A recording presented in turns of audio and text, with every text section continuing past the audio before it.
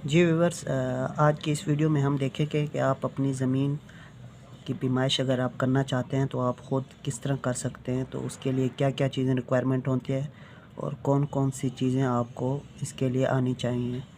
तो हम बेसिक से स्टार्ट करेंगे। तो इसके लिए ज़मीन की पैमाइश निकालने के लिए आपको सबसे पहले इसकी जो बुनियादी इकाइयाँ होती हैं उनके बारे में आपको इल्म होना चाहिए। देन आप किसी भी ज़मीन की आप मेजरमेंट ख़ुद कर सकते हैं। तो स्टार्ट करते हैं जी। तो बुनियादी जो इकाइयाँ होती हैं इनमें सबसे जो छोटी छोटी इकाई होती है उसको हम कहते हैं सरसाई। ये सबसे छोटी इकाई होती है ज़मीन की पैमाइश निकालने के लिए। इसके बाद मरला होता है। मरले के बाद थर्ड नंबर पे होता है जी कनाल। थर्ड के बाद फोर्थ नंबर पे इसका आता है बिघा। और 5 पे आता है इसका एकड़। तो वन बाय वन मैं आपको इसके बारे में बताऊंगा ये क्या चीज़ होती है, इसकी किस तरह पैमाइश निकाली जाती है और किस तरह आप ख़ुद इसकी पैमाइश निकाल सकते हैं। तो सबसे पहले हम देखते हैं कि सरसाई क्या होती है। तो मैंने आपको बताया कि सरसाई जो होती है ये क्या होती है, सबसे छोटी इकाई होती है। तो अगर हम बात करें तो एक सरसाई जो होती है वो होती है 1 करम के बराबर। तो उसके अलावा 1 करम हमारे पास जो होता है वो होता है 2 कदम। अगर आप 2 कदम चलेंगे तो वो आपके पास क्या बनेगा, 1 करम बनेगा। तो थर्ड नंबर पे आपका इसका पॉइंट है 2 कदम जो होते हैं वो किसके बराबर होते हैं।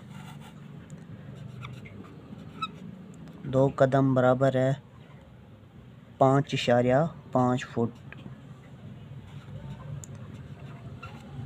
5.5 फुट अगर आप की मेजरमेंट अगर करें या 5.5 फुट जो को कह सकते हैं कि वो किसके बराबर होता है, वो 2 कदम के बराबर होता है। तो इसमें पहला पॉइंट क्या है, सरसाई जो होती है वो 1 करम के बराबर होती है और 1 करम क्या होता है, वो होता है 2 कदम के बराबर।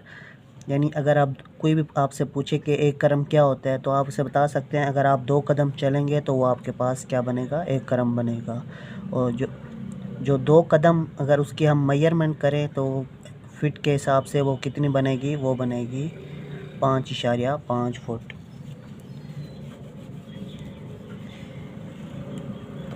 तो इसमें ये भी होता है कि कई इलाकों में जो होता है वो जो करम होता है वो 5 फुट का होता है तो उसकी मेजरमेंट थोड़ी सी चेंज हो जाती है। तो लेकिन मोस्टली जो इलाकों में हम मेजरमेंट करते हैं वो उसमें जो करम यूज़ होता है 5.5 फुट का होता है। तो इसकी हम पैमाइश किस तरह निकाल सकते हैं तो मैं आपको बताता हूँ।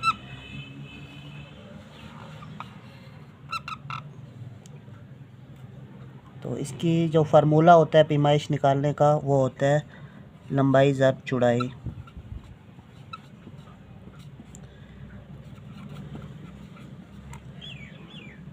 बराबर है टोटल फुट।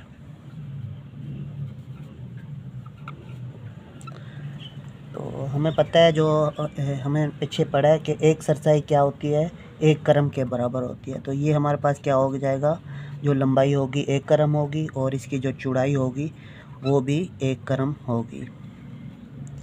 तो हमें पता है कि 1 करम कितना होता है, 5.5 फिट होता है और ये भी 5.5 फिट। तो इसको हम उसी फार्मूले के ज़रिए हम अप्लाई करेंगे और इसकी वैल्यू निकालेंगे। 5.5 फिट ज़र 5.5 फिट। तो हमारे पास जो ये वैल्यू निकलेगी वो आएगी 30.25 स्क्वायर फुट। ये हमारे पास जो वैल्यू है ये एक सरसाई की निकल आई है।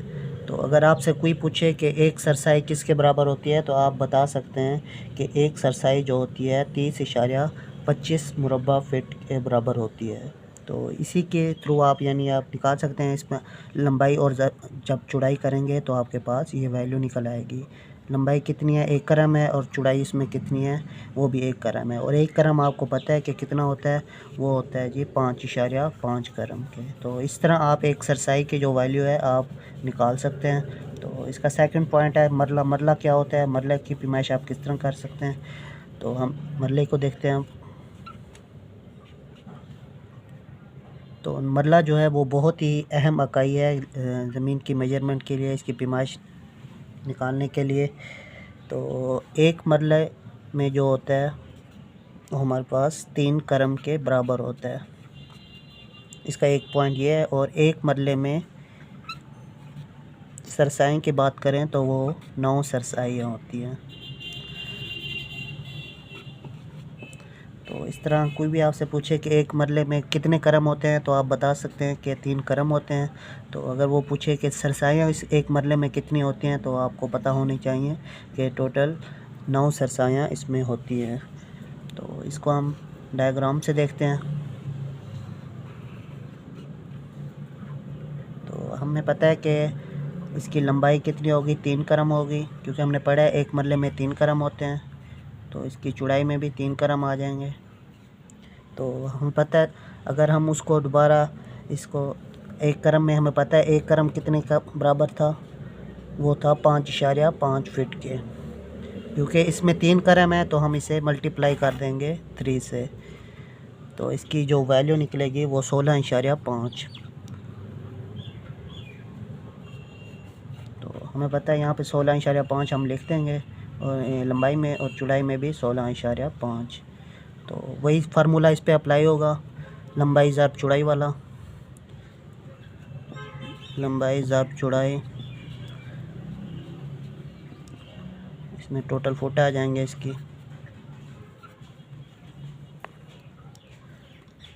तो लंबाई इसमें कितनी है जी 16.5, चौड़ाई 16.5 फीट और लंबाई भी 16.5 फीट।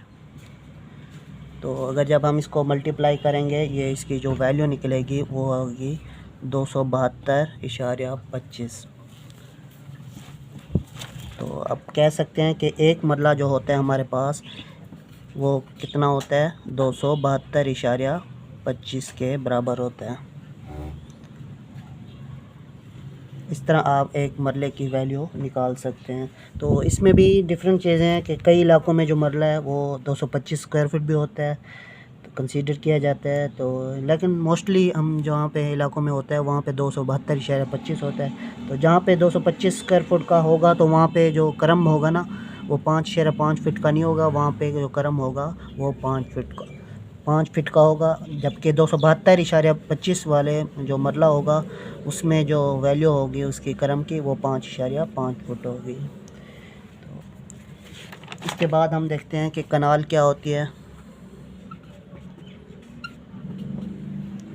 कनाल सिंपल है। एक कनाल में जो होते हैं 20 मरले होते हैं। 20 मरले, अगर आपसे कोई पूछे कि 20 मरले का क्या बनती है तो आप बता सकते हैं 1 कनाल बनती है। अगर आपसे कोई पूछे कि 1 कनाल में कितने मरले होते हैं तो आप बता सकते हैं कि इसमें 20 मरले होते हैं। नेक्स्ट है जी बीघा।